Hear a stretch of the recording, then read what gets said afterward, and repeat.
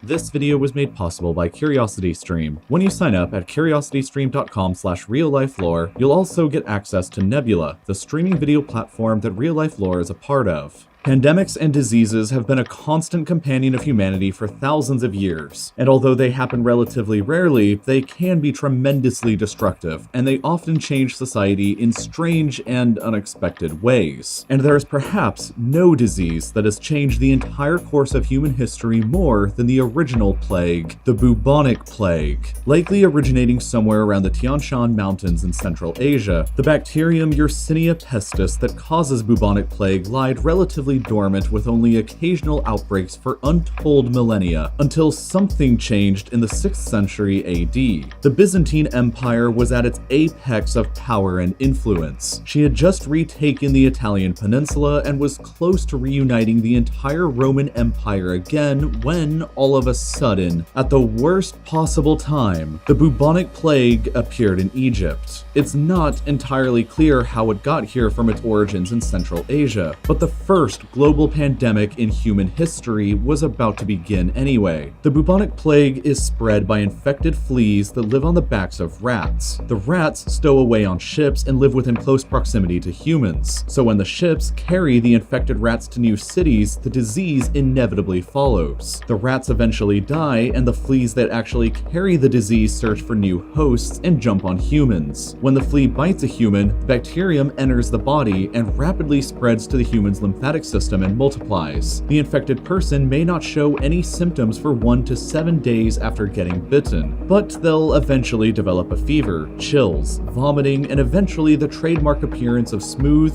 painful buboes developing out of swelled up lymph glands around the groin, armpits, and the neck. Gangrene of the victim's fingers, toes, lips, and nose will eventually develop, followed by extreme pain caused by the decomposition of living skin while the victim is still alive. Without proper medical treatment, the fatality rate is between 30% and 90% of victims who become infected. And even with proper modern antibiotic care, the fatality rate still remains around 10% today. Obviously, the people in 6th century Europe and the Middle East had no access to antibiotics, and they didn't even know that the rats and fleas were the cause of the pandemic. So the bubonic plague exploded. When ships carrying grain and infected rats left Egypt for Constantinople, the biggest city in the world at the time, the disease spread and would go on to wipe out 40% of the city's population, infecting even the emperor himself. And as the epicenter of the Byzantine Empire, the plague spread out on ships leaving for ports across the Mediterranean and spread like wildfire. 25% of all the humans living in the Eastern Mediterranean region died within just a few years, and tens of millions died across the empire and Eurasia. The millions of deaths caused economic mayhem across the empire, who had just taken out massive loans to fight the wars of reconquest in Italy and the Western Mediterranean. With millions of less people to work on farms and pay their taxes, the empire could no longer afford to pay for future campaigns or even to garrison the new reconquests. And therefore, the empire entered into a long state of decline from which she would never recover. The vast depopulation and economic mayhem left the Byzantine Empire crippled and overextended, which allowed the Lombards the opportunity to quickly and easily take over northern Italy, while also providing a once-in-a-lifetime opportunity for the Arabs and Islam to surge over the rest of the empire and take most of it over just a couple generations later. The first global pandemic would ultimately cause the deaths of around 50 million people, or 13% of all the humans in the world alive at the time, and led to the final destruction once and for all of the Roman Empire, while making room for new empires and religions to rise up in the chaos. The plague would finally quiet down again and remained relatively dormant after the mid-8th century, until several hundred years later when it would explode onto the world scene once again with even more fury and death than it had ever done before.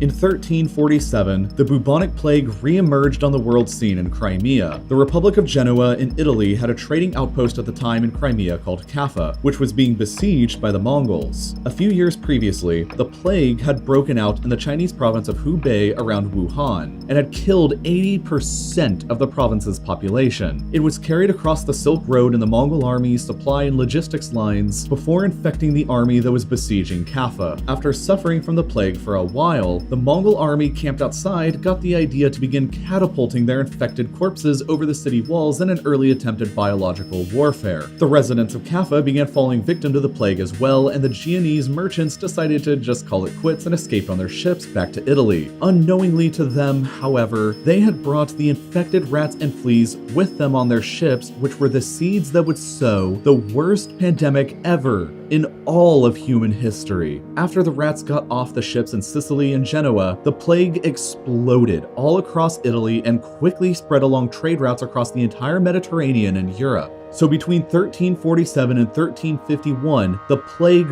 ravaged most of the European continent. In just these 5 years, it's estimated that as much as 60% of the population of the European continent died. But some areas were hit harder than others. Mediterranean regions like Italy, France, and Spain saw as much as 75% of their populations dying. 70% of England's population died out, 60% of Norway's, and 20% of Germany's. Paris and London both lost half of their populations, and Florence lost so many people that they didn't recover their population back until the 1800s. But other areas of Europe were almost never even touched by the plague, like Poland, most of Hungary, and Belgium. It's unclear why exactly the plague varied so greatly in intensity across the continent, but within just 5 years, 6 out of every 10 people living on the continent beforehand was dead. The Black Death, as it became to be known, also heavily afflicted the Middle East, where approximately 1 out of every 3 people died in that same 5-year time frame as well. It's believed that in just this 5-year length of time, the bubonic plague may have killed as many as 200 million people across Eurasia, which is absolutely staggering when you remember that the entire world population prior to the pandemic was only 475 million people. That means that it's possible that around 42% of the entire human population of the world died within just a few years from a single disease. To put into perspective how absolutely earth-shattering and cataclysmic it was for the time, that would be exactly like if a disease wiped out 3.15 billion people today in just a few years. It would irrevocably change the world forever, just like the Black Death did in the 14th century and like the first plague did in the 6th century. In this case, the Black Death wiped out most of the people living in Europe, which caused the demand for common people as laborers to skyrocket. The surviving peasants were in a much better position to demand higher wages and more freedom from the nobility, which the nobility had to accept as reality in order to keep society moving. Wages for surviving common people went up, the price of land plummeted, and peasants found new opportunities they never would have had beforehand. The Black Death had begun the destruction of serfdom and feudalism as institutions in Europe, and gave rise to the very beginnings of capitalism that would replace it. It would take Europe an entire 2 centuries to recover back to the population that she had prior to the eruption of the plague, and by that point in the 1550s, capitalism was well on its way to taking over the continent. The bubonic plague would periodically flare back up in various places across Europe and the Middle East for centuries afterwards, most notably in London in 1665 and Marseille in 1720, but none ever became a true pandemic again until the final and the most recent Third Great Plague pandemic of 1855 in China. This time around, the plague appeared in the Yunnan province of China and quickly spread across the Qing Empire to the British outpost of Hong Kong, where it was transmitted aboard ships to the British colonies in India, where it wreaked immense havoc.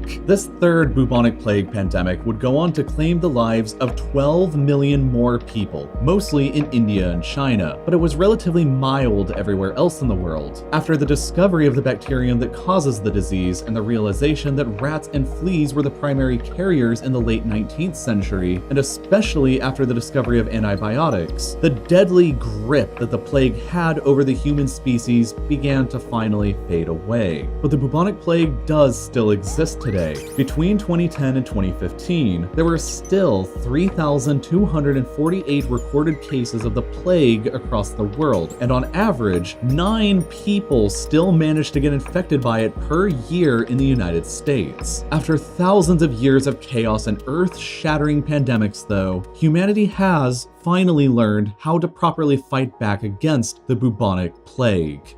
If you want to learn more about how diseases like this work on a biological level, or if you're curious for more information on the ongoing and evolving coronavirus pandemic, CuriosityStream has multiple fascinating short documentaries like this one, or this one that will tell you about how the coronavirus began in Wuhan, how it spread to the rest of the world, and how scientists across the planet are racing to discover a vaccine. There's plenty in each of them that will explain how the world got to this point in the coronavirus pandemic, and these are just a few of the thousands of top-quality non-fiction shows and documentaries that you can watch on CuriosityStream. Of course, the library that you get through a CuriosityStream subscription is now much larger thanks to their bundled deal with Nebula, the streaming video platform created by myself and loads of other educational creators. We made Nebula to be the home of our bigger and more ambitious projects, like my car review show Grand Test Auto with JT from Second Thought, where we drive and tell you what we think about some pretty cool cars. So to make sure you get to see that, along with all the other great original content being produced by creators like Wendover Productions or Real Engineering, sign up for the CuriosityStream Nebula bundled deal at curiositystream.com/reallifelore. It's super simple. Any subscription there comes with Nebula included, and at only $20 for an entire year, this is the best deal that exists in the streaming world.